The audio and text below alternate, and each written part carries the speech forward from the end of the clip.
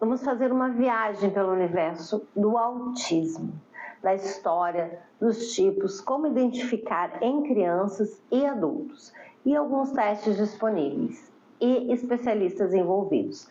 Tudo com embasamento científico e de forma simples e direta e acolhedora. Meu nome é Simone Dornelles, sou psicoterapeuta com mais de 20 anos de experiência na área da saúde e apaixonada pela saúde mental. Esse vídeo ele é informativo e não substitui uma avaliação profissional. O termo autismo surgiu lá em 1911 com Eugen Breuer, dentro de um contexto da esquizofrenia, para descrever uma retirada social. Mas foi nas décadas de 1920 a 1940 que surgiu os estudos mais relevantes. Na União Soviética, a psiquiatra Grunia Shukareva já descrevia crianças com padrões que hoje reconheceríamos como TEA. Mas só em 1943, Leo Kanner publicou o estudo que marca o início formal do conceito do autismo infantil. Pouco depois, Hans Asperger, na Áustria, descreveu crianças com características semelhantes, mas com fala preservada e interesses específicos. Durante muito tempo, essas condições foram vistas como separadas: autismo clássico, síndrome de Asperger. Mas em 2013, com a DSM-5, unificou-se tudo sob o termo transtorno do espectro autista.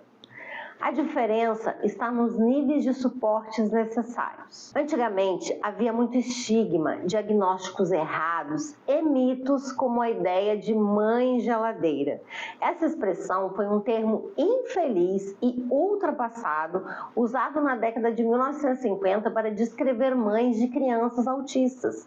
A teoria proposta por Bruno Bettelin, psicanalista da época, dizia que o autismo seria causado por falta de afeto materno, como se as mães fossem frias, distantes, emocionalmente congeladas. Hoje falamos em neurodiversidade, em direitos, autonomia e suporte. Felizmente, o olhar mudou. O autismo é considerado um espectro porque não existe uma única forma de ser autista. Há uma grande variedade de características, intensidades e combinações de sinais que se manifestam de maneira única em cada pessoa. O termo espectro significa justamente isso, uma gama contínua de possibilidades, e não categorias fixas ou caixinhas separadas. Alguns autistas precisam de muito suporte, outros são altamente independentes. No DSM-5, temos nível 1, que requer suporte leve, nível 2, que é um suporte substancial, e o nível 3, que é o suporte muito substancial. As principais áreas afetadas, elas incluem interação social e comunicação, comportamentos repetitivos ou restritivos, respostas sensoriais incomuns. Importante entender termos como autismo leve ou grave. Eles são imprecisos. O que importa é o quanto a pessoa precisa de suporte em cada área da vida. Donald Triplett foi o primeiro a receber o diagnóstico formal de autismo por Leo Kanner. Ele é uma figura histórica muito importante para a compreensão do transtorno do espectro autista. E quais eram os comportamentos de Donald na infância? Atraso na fala, mas depois ele memorizava e recitava números e letras com facilidade. Tinha pouco interesse em interação social, repetição de palavras e frases, chamada ecolalia, interesses restritos e intensos como números e sistemas mecânicos, habilidades excepcionais de memória. E como é que foi a vida dele depois do diagnóstico? Ele frequentou a escola e mais tarde a universidade. Trabalhou por décadas como contador em um banco, um cargo que manteve com sucesso. Era muito bom com números e tinha uma memória impressionante. Gostava de viajar, chegou a conhecer 36 países e vivia de forma independente e com apoio contínuo de sua família e comunidade. E por que ele é tão importante? Donald Triplett mostra que o diagnóstico de autismo ele não define os limites da pessoa. Ele teve uma vida longa, significativa e relativamente feliz, mesmo tendo crescido numa época sem recursos ou terapias especializadas. Hoje nós temos vários exemplos públicos. O Anthony Hopkins, ator, a cantora Susan Boyle, a ativista Greta Thunberg, também artistas como Jonathan Learman, diagnosticado na infância e que expressa emoções através da arte. Muitos adultos se diagnosticaram tardiamente, como a psicóloga e ativista francesa Julie Daches, acho que é assim que pronuncia.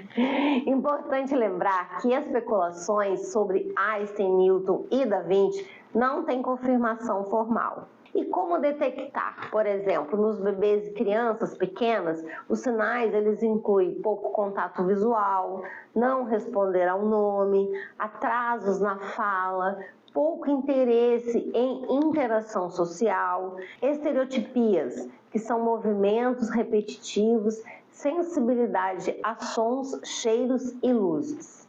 Em crianças maiores, dificuldade com amizades, interesses muito restritos, dificuldades em entender piadas, ironias. Em adultos, o histórico de dificuldade social desde a infância é um sinal. Cansaço social, ansiedade, camuflagem, forçação para parecer normal, sensibilidades sensoriais. E quem deve diagnosticar? Até o momento em que eu estou gravando este vídeo, as informações que eu tenho são as seguintes. Psicólogos e psicanalistas clínicos podem diagnosticar, porém, para a pessoa saber se ela tem autismo ou não. Para fins de benefícios, cotas em faculdade, restituição de imposto de renda, entre outros benefícios, é preciso procurar um médico, como psiquiatra, no caso de adultos, neuropediatras, no caso de crianças, e também equipes multidisciplinares, que reúnem vários profissionais, como fono, pediatra, psiquiatra, infantil, neurologista, neuropsicólogo, terapeuta ocupacional, entre tantos outros que formam esse conjunto de especialistas. O diagnóstico ele se baseia em observação, histórico, teste como o ADOS-2 e CARS e entrevista com familiares. Avançamos muito em inclusão, diagnóstico precoce, adaptação escolar, acessibilidade e legislação, mas ainda temos muitos desafios, como a falta de formação para profissionais, diagnóstico tardio, principalmente em mulheres. O valor de exames e profissionais são muito altos e o SUS até tem, porém a demora é significativa em alguns lugares. Mas a boa notícia é que a consciência está cada vez mais crescendo. Mais famílias, educadores e profissionais estão se informando, acolhendo e respeitando as diferenças. O autismo é parte da diversidade humana. Entender, respeitar e apoiar é o caminho para uma sociedade mais justa e empática. E se você se identificou com algum ponto ou tem algum filho, amigo ou aluno que talvez esteja no espectro, procure uma avaliação profissional. Nunca é tarde para entender mais sobre si mesmo ou oferecer o suporte certo. E se você gostou do vídeo, aproveita e me segue, curte, compartilha e me diga aqui nos comentários que tema você gostaria de ver nos próximos vídeos. Fiquem com Deus, gratidão!